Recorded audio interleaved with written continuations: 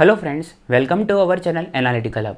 आज हम स्टार्ट करेंगे क्वांटम केमिस्ट्री का थर्ड लेक्चर, जिसके अंदर हम पढ़ेंगे प्रोबेबिलिटी और नॉर्मलाइजेशन के बारे में, as well as average value के बारे में भी आज हम पढ़ेंगे। सबसे पहले हम स्टार्ट करेंगे प्रोबेबिलिटी और नॉर्मलाइजेशन के बारे में।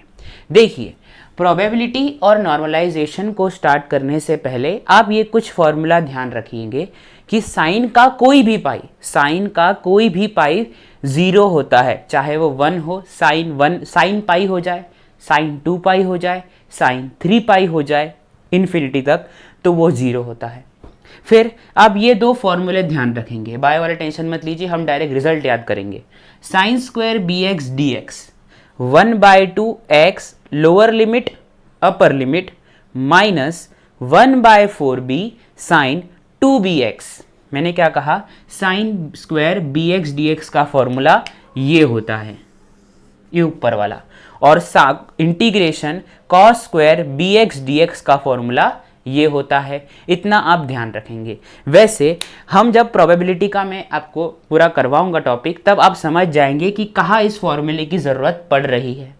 दूसरी बात, अल्टीमेटली कहीं ज़रूरत भी नहीं पड़ती है, क्योंकि हम रिजल्ट याद करते हैं। इसलिए सबसे पहले हम इजीली इसका कंसेप्ट सीख लेते हैं। ठीक है, अब प्रोबेबिलिटी यानी संभावना। ठीक है, अब प्रोबेबिलिटी का फॉर्मूला क्या होगा? तो प्रोबेबिलिटी का फॉर्मूला है इंटीग्रेशन साई स्टार d2। ठीक है, ये प्रोबेबिलिटी का फॉर्मूला होता है, इसे आप ध्यान रखेंगे। अब इस प्रोबेबिलिटी के फॉर्मूले में आपको मैं एक क्वेश्चन करके दिखाता हूं कैसे। क्वेश्चन दिया गया है कि एक वन डायमेंशनल बॉक्स है जिसकी लिमिट 0 to L है। ध्यान रखेंगे, क्या कहा मैंने? क्वेश्चन, इस प्रोबेबिलिटी के टॉपिक को हम इस क्वेश्चन से सीखेंगे। क्या कहा मैंने? कि एक वन डायमेंशनल बॉक्स है जिसकी लिमिट 0 to L है। ठीक है, 0 to L, ये ध्यान रखा गया।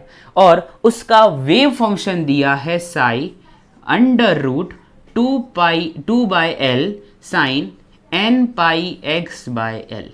ये उसका वेव फंक्शन दिया हुआ है। ठीक है, तो हमें इसका प्रोबेबिलिटी की वैल्यू पता करनी है। क्वेश्चन ये है, एक 1D बॉक्स है जिसकी लिमिट 0 to L है, ये रही 0 to L इसकी लिमिट।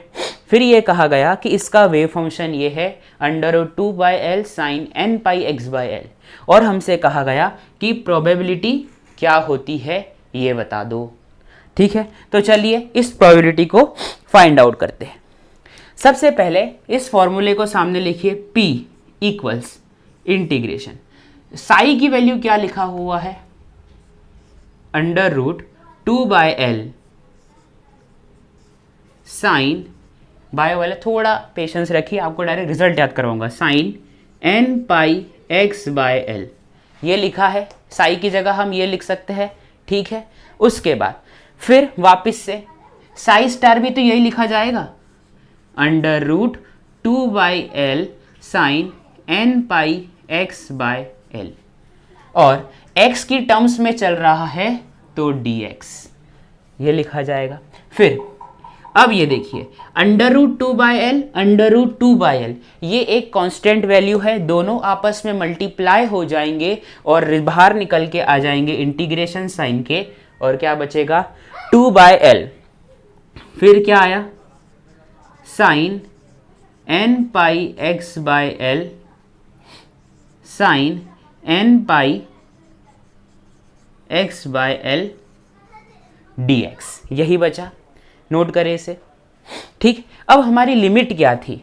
लिमिट आपको दिया हुआ है, सॉरी एक मिनट, लिमिट आपको 0 से L/2 की दी हुई है, L/2 की कर लीजिए। ठीक है, 0 से L/2 की लिमिट दी हुई है, तो लोअर लिमिट यहाँ पे लिखी जाती है, अपर लिमिट यहाँ पे लिखी जाती है, लोअर लिमिट अपर लिमिट ये लिखा। ठीक, अब इसको और सिंप्लीफाई करते हैं, 2/L 0 to L/2 sine square nπx/L sine square nπx/L dx लिख सकते हैं आसानी से। ठीक, और मैं यहाँ पे n को 1 मान लेता हूँ, n को 1 मान लेता हूँ, तो n हट चुका है। ये तो आप समझ ही गए होंगे। अब ये फॉर्मूले को मैच करके देखिए, sine square pi x d x, match करिए इसे। ठीक है, इसको मैं सामने लेके आता हूं, ठीक है, इसी फॉर्मूले को। क्या था ये देखिए, दोनों सामने क्या लाओ, दोनों आपके सामने ही है, कंपेयर कीजिए। देखिए पाई की value pi by L is equal to क्या होता है, बी के बराबर है। अगर हम इसको और इसको कंपेयर करेंगे तो पाई की वैल्यू क्या आ जाएगी, pi by L is equal to b, मतलब बी की वैल्यू पाई बाय एल आ जाएगी। ये आप समझ चुके हैं, ठीक है, ये नोट कर लीजिए। फिर मैं इसको आगे कंटिन्यू करूंगा, ऊपर का रब करना पड़ेगा। ठीक, चलिए मैं इसको रब करता हूं यहां से।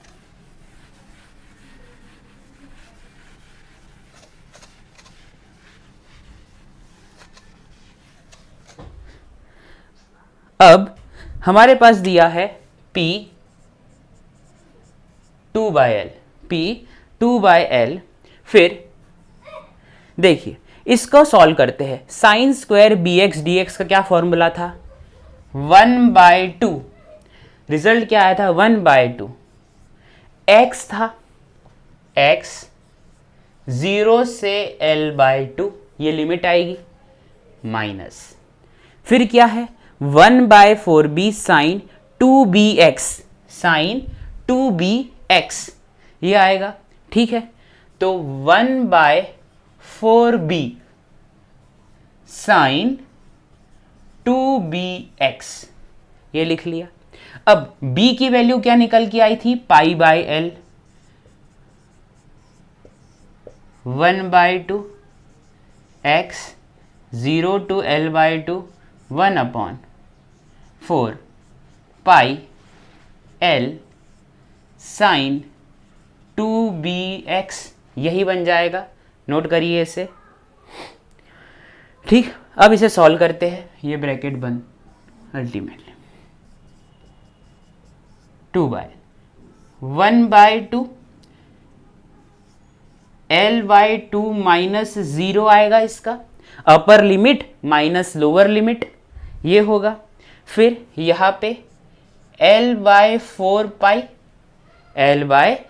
पाई, और यहाँ पे भी लिमिट लगाई जाएगी 0 से L/2, upper limit lower limit, यहाँ पे भी अपर लिमिट, सॉरी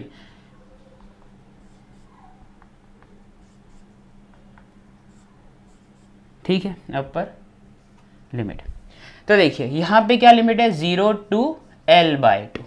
तो एक बार आप L/2 लेके करेंगे, एक बार 0 लेके करेंगे, तो क्या आएगा देखिए, साइन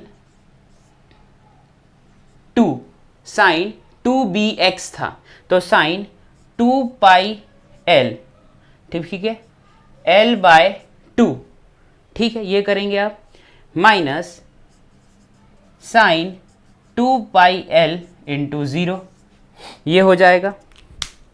अब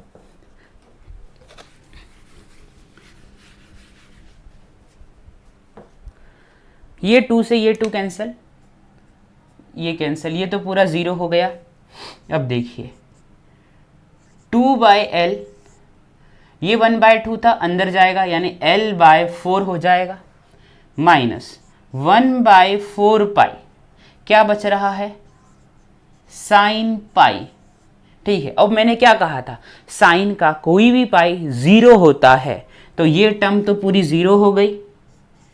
P is equal to 2/L into L/4 1/2, तो आपकी प्रोबेबिलिटी निकल के आई कितनी, 1/2।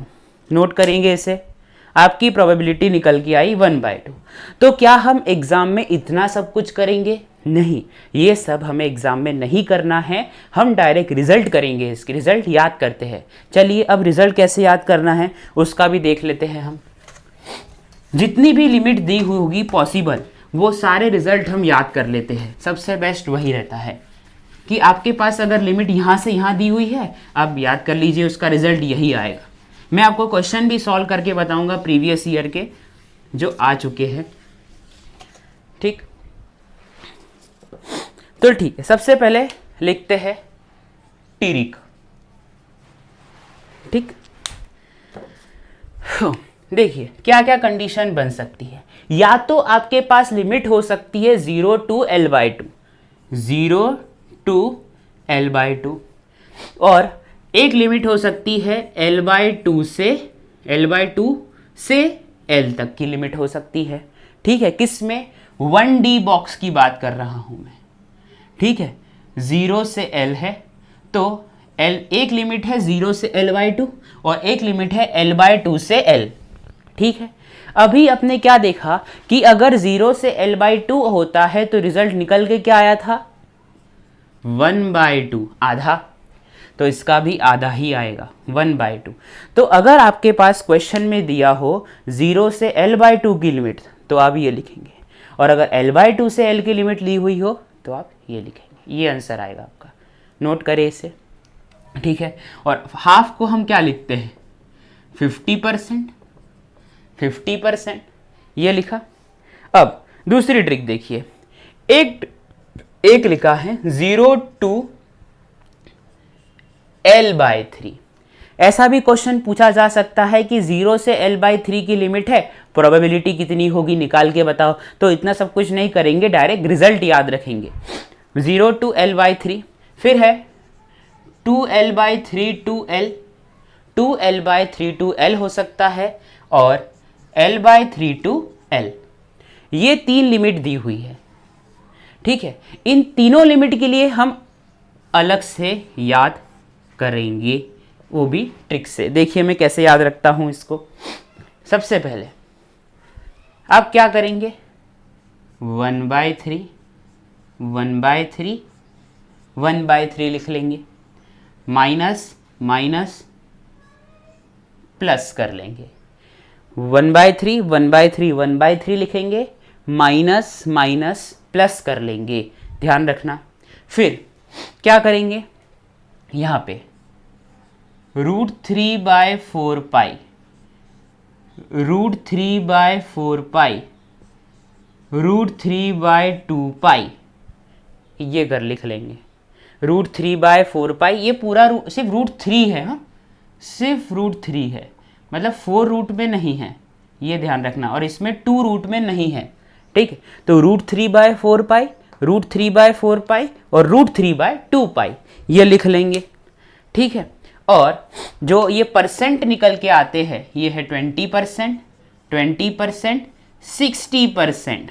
तो इसे कैसे याद रखेंगे? अगर 0 टू L/3 है, 0 टू L/3 है यानी 20% है, 2L/3 से L है यानी 20% है, और L/3 से L है यानी 60% है। समझ में आया? फिर 1/3, 1/3, 1/3, माइनस माइनस प्लस, √3/4 पाई, √3/4 पाई, √3/2 पाई, ये इसका रिजल्ट याद रखेंगे। मतलब हमने जो अभी इंटीग्रेशन किया और अल्टीमेटली जो वैल्यू निकल के आती है वो ये आती है, नोट करेंगे इसे। ठीक, ये भी लिख लो। फिर है एक और, इधर लिख लेता हूं साइड में,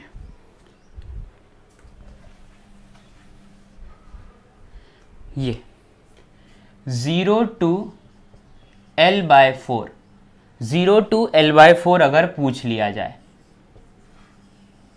0 टू L/4 की लिमिट क्या आएगी?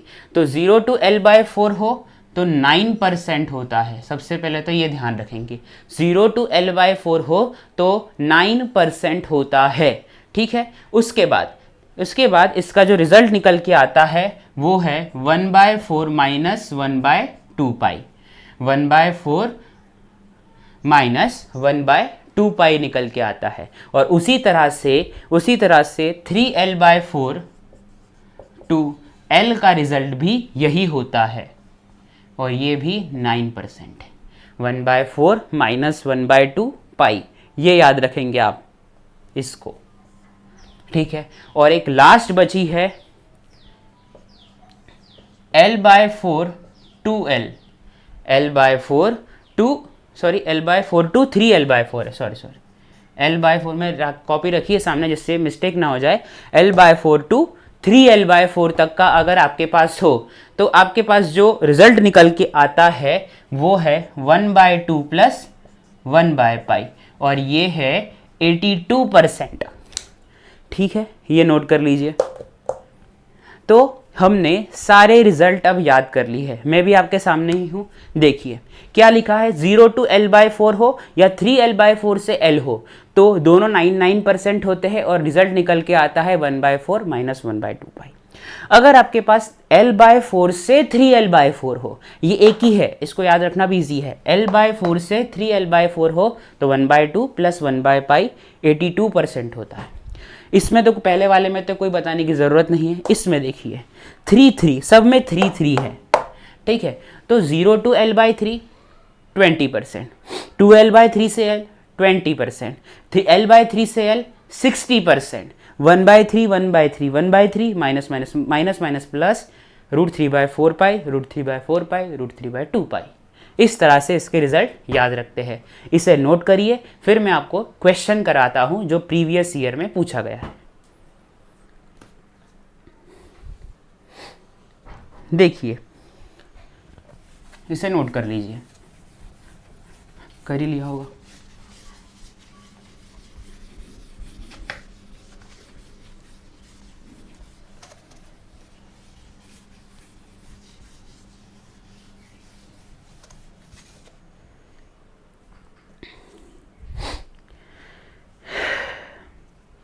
चलिए क्वेश्चन पूछा गया है आपके पास, मैं आपको क्वेश्चन बोल देता हूँ।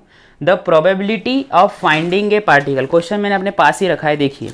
The probability of finding the particle, the probability of finding the particle in one dimensional box, in one dimensional box of length, length कितनी दी हुई है, ऑफ लेंथ L, मतलब एक वन डायमेंशनल बॉक्स दिया हुआ है जिसकी लेंथ L है, ठीक है। और हमें L/4 से 3L/4 तक की लिमिट पूछ ली है। L/4 से 3L/4 तक हमें रीजन दिया हुआ है। इस रीजन में हमसे पूछा गया है कि प्रोबेबिलिटी कितनी होगी। फिर से क्वेश्चन रिपीट करता हूं, एक वन डायमेंशनल बॉक्स है जिसकी लेंथ है L, ठीक है। और उन्होंने ये कहा कि L/4 से 3L/4 के बीच में प्रोबेबिलिटी कितनी होगी पार्टिकल के पाए जाने की। ये क्वेश्चन है, पूछा गया है जून 2012 में, ठीक है। जून 2012 में क्वेश्चन पूछा गया है। ऑप्शन क्या है, 1/2, बी 1/2 प्लस 1/पाई, सी 1/2 माइनस 1/पाई, और डी 2/3। ये क्वेश्चन दिया हुआ है और लिमिट आपके पास दी हुई है L/4 टू 3L/4। देखिए हमने अभी थोड़ी देर पहले ही ट्रिक्स याद कर ली थी। क्या कहा था कि L/4 से 3L/4 होता है, यानी 82% होता है, और रिजल्ट निकल के आता है 1/2 प्लस 1/पाई। क्या दिख रहा है, टिक। अगर आपने ये याद नहीं किया होता तो आप समझ रहे हैं, आप वो डेरिवेशन करते इतना बड़ा सा, जो आपके लिए बहुत ही मतलब पूरा मतलब से पूरा क्वांटम में वो एक ही क्वेश्चन करना थोड़ी ना होता है, काफ़ी सारे क्वेश्चन भी करने हैं हमें, और प्रेशर ऊपर से होता है तो इंटीग्रेशन में हमारा गलती होने का चांसेस बहुत ज़्यादा होता है। इसलिए डायरेक्ट वैल्यू याद रखिए, 5-6 बार लिख लिए, 10 बार लिख लीजिए, इससे याद हो जाएगा। L/4 to 3L/4 82%, 1/2 plus 1/पाई result होता है। अगर ऑप्शन भी एलिमिनेट करने, आपको डायरेक्ट तो पता चल गया, लेकिन ऑप्शन एलिमिनेट करना होता तो 2/3 कहीं देखा था क्या हमने, काटो। 1/2 तो 0 से L के लिए होता है, और L 0 से L के लिए L/2 के लिए होता है, और L/2 से L के लिए भी होता है, ये काटो। 1/2 माइनस 1/पाई माइनस 1/पाई कंफ्यूज करने के लिए दिया था ये दोनों, ये आंसर सही होगा, नोट कर लीजिए। दूसरा क्वेश्चन हम करेंगे, ये भी नोट कर लीजिए, 1 मिनट मैं क्वेश्चन देख लेता हूँ। आई होप आपको समझ आ रहा होगा।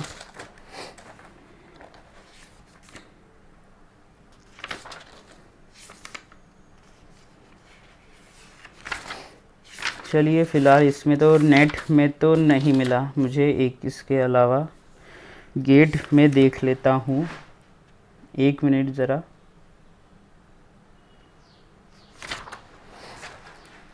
हाँ, ये क्वेश्चन दिया हुआ है, शायद क्वेश्चन किसी एग्ज़ाम में पूछा गया था जिसमें लिमिट यही क्वेश्चन था, बस लिमिट में थोड़ा चेंज था और लिमिट आपसे पूछी गई थी 2l/3 से l, 2l/3 से l आपकी लिमिट पूछी गई थी, ये पूछा गया था आपसे क्वेश्चन में। और आपसे फिर से यही कहा गया था प्रोबेबिलिटी बता दो पार्टिकल की पाए जाने की, तो क्या प्रोबेबिलिटी होगी ये हमें पता करना है। ठीक, अब 2l/3 से l, तो अपॉन में क्या है वो देखिए, l/3 है, तो ठीक है l/3 से ही शुरू करेंगे हम। क्या था 0 to l/3, 2l/3 to l और l/3 to l, यही था हमारे पास। फिर हमने क्या किया था 1/3 कर दिया था, माइनस प्लस कर दिया था, √3/4 पाई, √3/4 √3/2 पाई। 2l/3 to l का क्या आंसर है 1/3 to 1/3 माइनस 1 √3/4 पाई, तो इसकी प्रोबेबिलिटी का जो आंसर होता 1/3 माइनस √3/4 पाई। इस तरह से आपको ये प्रोबेबिलिटी के रिजल्ट याद रखने होंगे जो पूछे जा सकते हैं एग्जाम के अंदर। आई होप आपको ये समझ में आया होगा। अब हम एवरेज वैल्यू की ओर चलेंगे, पहले इसे आप नोट कर लीजिए। एवरेज वैल्यू स्टार्ट करने से पहले हम नॉर्मलाइजेशन भी सीख लेते हैं, वो भी एक छोटा सा टॉपिक है। क्या पढ़ना है हमें, नॉर्मलाइजेशन। क्या कंडीशन होती है, जिस तरह से हमने प्रोबेबिलिटी की कंडीशन देखी थी उस तरह से नॉर्मलाइजेशन की कंडीशन होती है साई स्टार d2 = 1। अब अगर कोई भी, मेरी बात ध्यान सुनना, कोई भी वेव फंक्शन नॉर्मलाइज्ड है, तो वो 1 के बराबर होगा। अगर 1 के बराबर नहीं है तो फिर वो नॉर्मलाइज्ड नहीं है। यानी कोई भी, अगर आपके पास आपका खुद का दिया हुआ कोई वेव फंक्शन है, मान लीजिए आपने कोई वेव फंक्शन दिया, उसे हमें चेक करना है कि वो नॉर्मलाइज्ड है कि नहीं है। अगर वो नॉर्मलाइज्ड है तो उसको इस फॉर्मूले में रखने पर अगर 1 वैल्यू आ गई तो वो नॉर्मलाइज्ड है। अगर उसकी वैल्यू 1 नहीं आई, कुछ और आ गई, तो फिर आप उसे कहेंगे कि वो अननॉर्मलाइज्ड वेव फंक्शन है। क्या अननॉर्मलाइज्ड वेव फंक्शन को नॉर्मलाइज्ड बनाया जा सकता है? तो हाँ, unnormalized wave function can be converted into normalized function. ये ध्यान रखेंगे कि जो अननॉर्मलाइज्ड वेव फंक्शन होता है उसे नॉर्मलाइज्ड वेव फंक्शन में कन्वर्ट कर सकते हैं। कैसे कर सकते हैं ये मैं आपको यहां बताता हूं।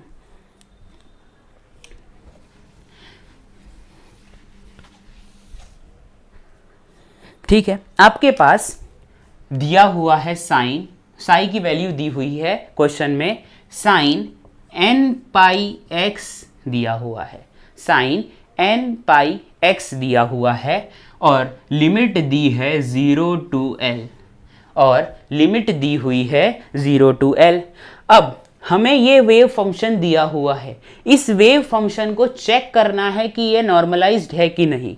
तो चेक कैसे करेंगे, ये जो साई की वैल्यू है यहां उठा के रखेंगे। देखिए साइन nπx लिखा, sign nπx dot sign nπx dx लिख लिया। फिर साइन स्क्वायर nπx dx, वो ये किस तरह का फॉर्मूला दिख रहा है, जस्ट अभी पहले हमने साइड में कुछ फॉर्मूला लिख रखे थे, उस फॉर्मूले की तरह हमें दिख रहा है, उस फॉर्मूले की तरह हमें दिख रहा है।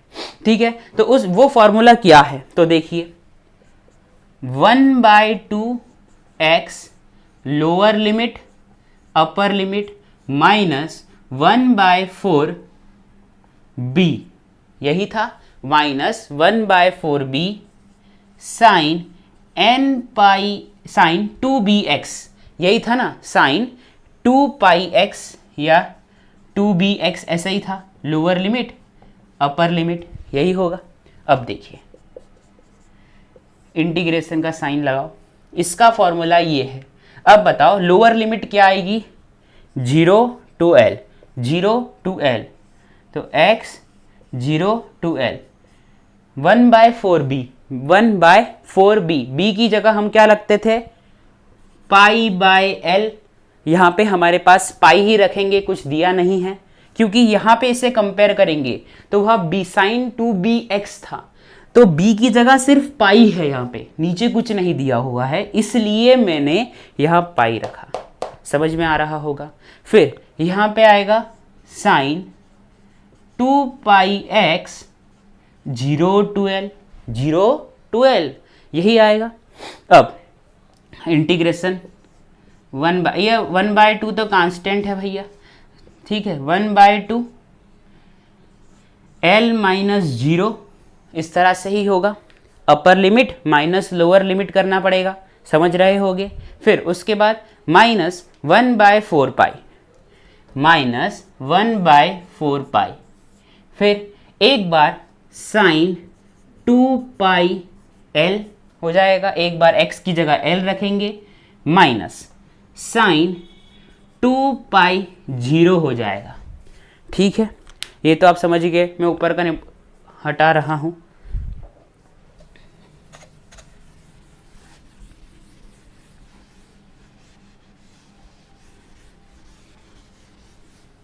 ठीक, अब ये वाला पार्ट तो 0 हो जाएगा, बच के क्या आया 1/2 l माइनस 1/4 पाई। अब इंटीग्रेशन सब सॉल्व कर लिया है हमने, लिमिट विमिट हटा के, ठीक है, माइनस 1/4 पाई। देखिए ये तो 0 होगा, बचेगा क्या, साइन 2πl। अब मैंने क्या कहा था, साइन का कोई भी पाई क्या होता है, 0 होता है, साइन का कोई भी पाई क्या होता है, 0 होता है, मैंने आपको यही कहा था, ठीक है। तो ये वाला पार्ट 0 हुआ, क्या आया l/2, ठीक है। तो हमारे पास जो वेव फंक्शन दिया था क्या था, साइन nπx, उसका हमने नॉर्मलाइजेशन कंडीशन पे अप्लाई किया उसे, तो हमारा रिजल्ट आया l/2। तो क्या ये l/2, तो क्या ये l/2 1 के बराबर है, नहीं है, तो हम क्या करेंगे, इसे नॉर्मलाइज्ड करने के लिए इसे उल्टा कर दीजिए, यानी 2/l कर दीजिए, रूट लगा दीजिए और इस फंक्शन के साथ मल्टीप्लाई कर दीजिए। ये क्या कहा, अगर आपका फंक्शन नॉर्मलाइज नहीं आता है तो आप उसे उल्टा करेंगे, मतलब इसके जो भी फंक्शन आए उसका रेसिप्रोकल करेंगे, उस पे रूट लगा देंगे और उसको जो फंक्शन दिया हुआ है उससे मल्टीप्लाई करेंगे, तो आपका नॉर्मलाइज्ड वेव फंक्शन निकल कर आ जाएगा। अब ये है आपका नॉर्मलाइज्ड वेव फंक्शन, नोट करें इसे।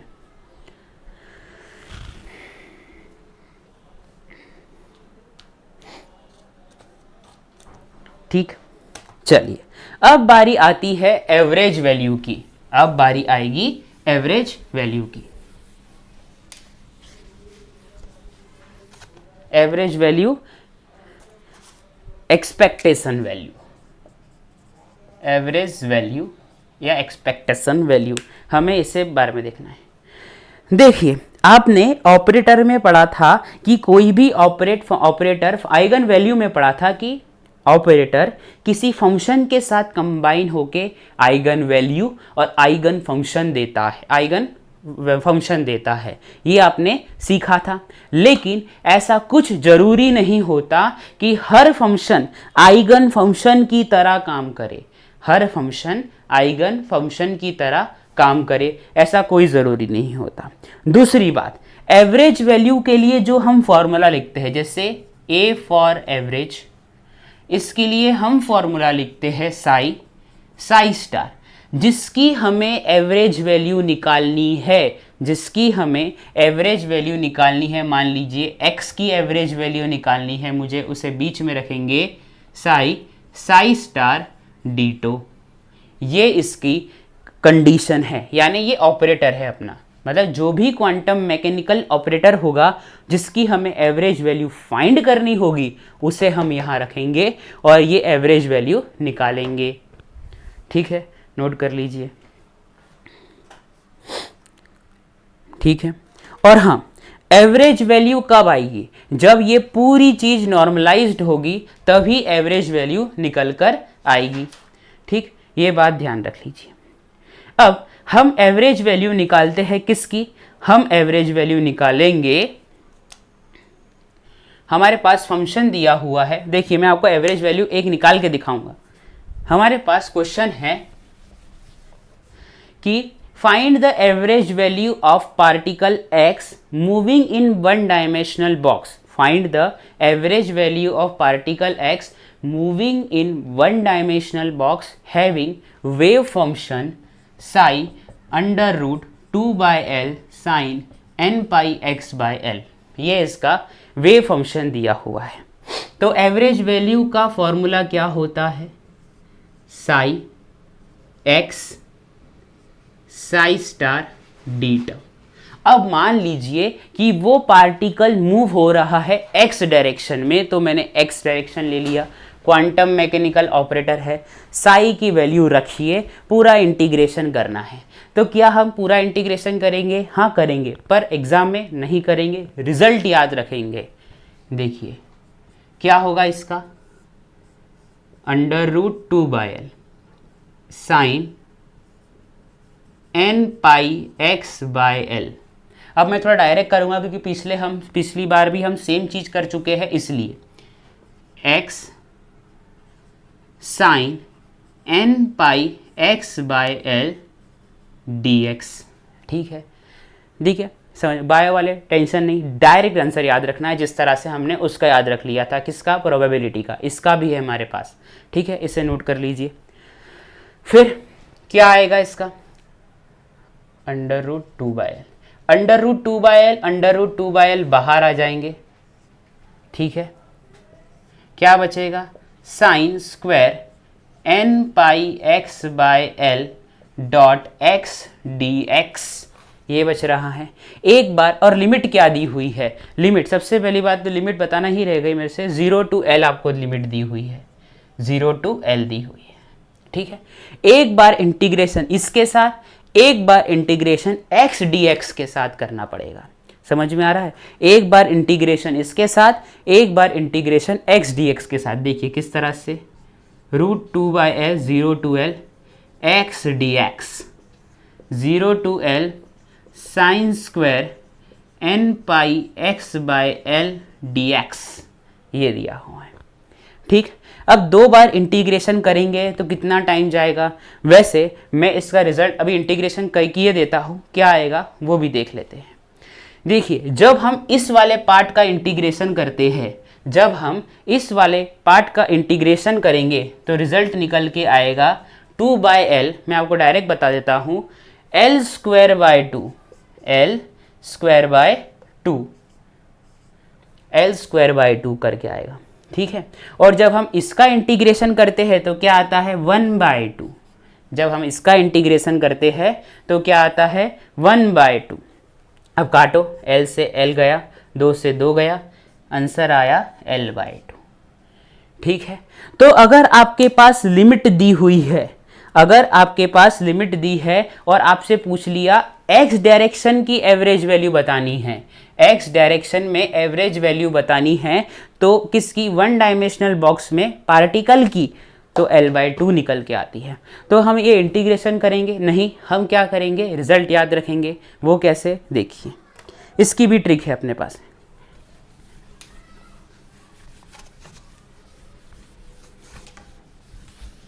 देखिए इसकी ट्रिक देखिए,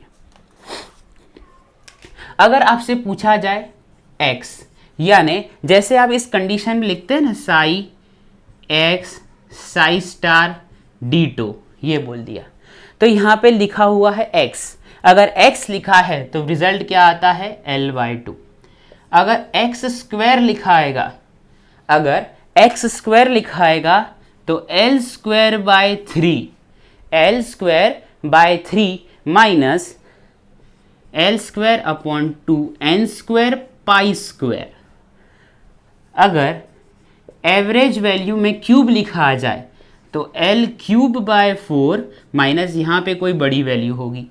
ठीक है, तो याद कैसे रखेंगे, देखिए x, x square, x cube, L by 2, L square by 3, L square, L cube by 4, 2 3 4 1 2 3 याद रख जाएंगे, हो जाएगा, बहुत इजी है। x के लिए l बाय 2 है, स्क्वायर के लिए l स्क्वायर बाय 3 है, तो पावर कितनी है l की 1, इधर 2 इधर 3। ठीक है, ये और नीचे क्या है 2 3 4 याद हो जाएगा, ऑप्शन देख के टिक इस तरह से करना है हमें, ये समझ में आया। ये किसकी केस में है, 1D बॉक्स के केस में, 1D बॉक्स के केस के लिए ये एवरेज वैल्यू निकल कर आती है। देखिए भाई, डेरिवेशन कराना बहुत टफ हो जाएगा और उसे याद रखना और एग्ज़ाम में अप्लाई करना थोड़ा मतलब बहुत ही ज़्यादा, सारा क्वांटम से पेपर तो नहीं निकालना है, इसलिए हम ये आंसर से याद रख लेते हैं जिससे हमें क्वेश्चन को अप्रोच करने में काफ़ी आसानी हो। इसे नोट कर लीजिए, फिर मैं आपको दूसरे की भी एवरेज वैल्यू याद करवा देता हूँ यही के ही। ठीक है, अब अगर px दिया हो, इससे रिलेटेड क्वेश्चंस भी मैं कराऊंगा। अगर px की एवरेज वैल्यू निकालनी है 0, px की एवरेज वैल्यू होती है 0, याद रखेंगे और px स्क्वायर की क्या होगी, n square h square upon 4l, n square h square upon 4l। ठीक है, ये ध्यान रख लीजिए। एवरेज काइनेटिक एनर्जी की बात की जाए, सारी वन डायमेंशनल बॉक्स में बता रहा हूं, सारा वन डायमेंशनल बॉक्स के लिए बता रहा हूं, ध्यान रखेंगे कि ये क्या आएगी, n square h square upon 8 ml square, note कर लीजिए इसे।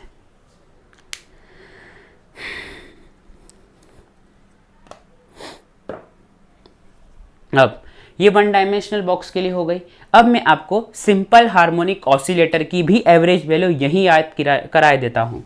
ठीक है, अब हेडिंग लगा लीजिए, average value of simple harmonic oscillator, SHO।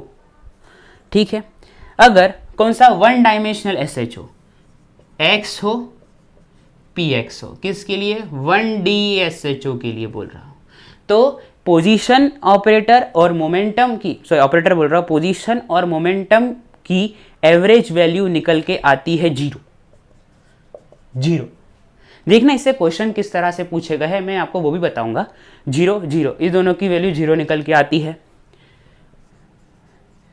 X square की 1/2 बीटा, एक्स स्क्वायर की 1/2 बीटा और पी एक्स स्क्वायर की h कट बीटा बाय 2, ये याद रख लेना, h कट बीटा बाय 2 ये निकल के आती है। अब मैं यहाँ पे लिख रहा हूँ हाइड्रोजन एटम की जितनी भी एवरेज वैल्यू निकल के आती है वो देखेंगे हाइड्रोजन एटम की। तो देखिए क्या होगा, इसका ही बड़ा आसान सा है, R 3/2 A0, R square 3A0 square. अगर R की पूरी हाइड्रोजन एटम में R की बात कर रहा हूँ, R की, R स्क्वायर की 1/R की 1/R और 1/R स्क्वायर, 1/R और 1/R स्क्वायर की वैल्यू पता करनी है। 1/R की 1/A0 और 1/R स्क्वायर की 2/A0, नोट कर लीजिए, 2/A0 का स्क्वायर कर लीजिए। ठीक है, ये तो क्या है हाइड्रोजन एटम की average value 3/2 A0, R square की 3A0 स्क्वायर, 1/R की 1/A0 और 1/R स्क्वायर की 2/A0 का स्क्वायर। ये एवरेज वैल्यू ध्यान रखेंगे, एग्जाम में डायरेक्ट इससे क्वेश्चन आता है। मैं आपको बताता हूँ क्वेश्चन किस तरह से पूछा गया है, नोट करिए इसे, क्वेश्चन ढूंढता हूँ तब तक मैं।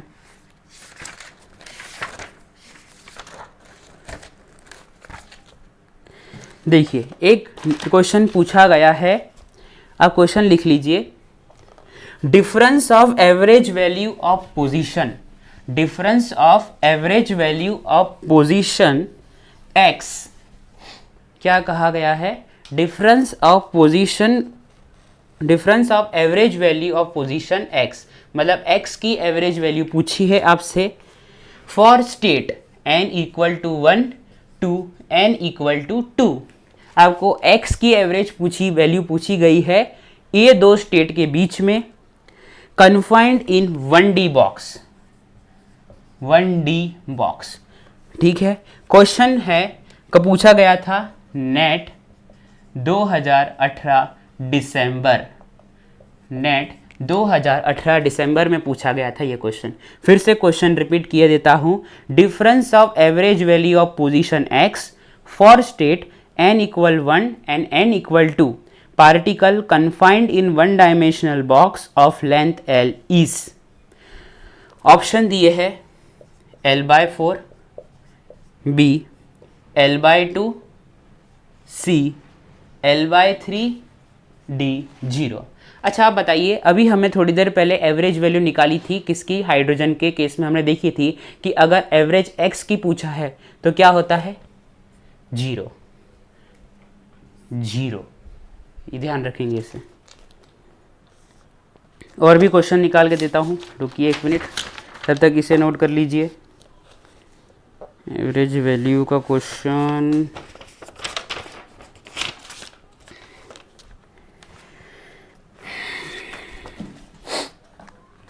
एवरेज वैल्यू,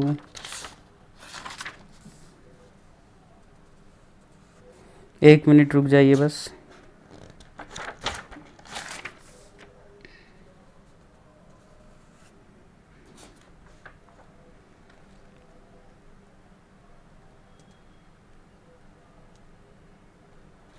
हाँ, ये पूछा गया है, क्वेश्चन है, क्वेश्चन दिया हुआ है आपके पास कि हाँ, द एवरेज वैल्यू ऑफ, क्या पूछा है क्वेश्चन, एवरेज वैल्यू ऑफ किसका, 1/r इन हाइड्रोजन एटम, 1/r इन हाइड्रोजन एटम इस, तो इसकी एवरेज वैल्यू क्या निकल के आती है, 1/a0, इस तरह से, ये है ऑप्शन में, ये नोट करिए।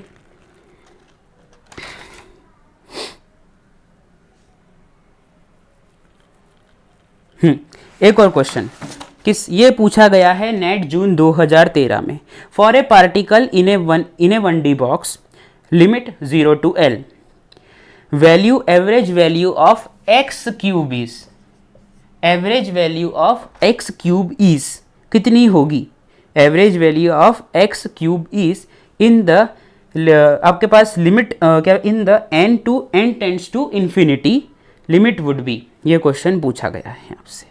चलिए क्वेश्चन सॉल्व करते हैं। मैंने क्या कहा था, अगर x हो, x स्क्वायर हो, x क्यूब हो, कोई भी हो, हमें उससे कोई फर्क नहीं पड़ता, L/2 से स्टार्ट होता है, L²/3 से होगा और L³/4 से होगा। ठीक है, यही था, इतना चीज आपको ध्यान रखने को कहा था। क्वेश्चन में पूछा गया था कि आप x³ की एवरेज वैल्यू बता दीजिए 1D बॉक्स के अंदर, और ऑप्शन दिए थे L³/6, लिख लीजिए, पहला ऑप्शन था L³/6, दूसरा ऑप्शन था L³/3, तीसरा ऑप्शन था L³/4 और चौथा ऑप्शन था L³/5। तो हमारे पास क्या है, x³ के लिए क्या आता है, L³/4, टिक। ये क्वेश्चन पूछा गया था नेट जून 2013 में।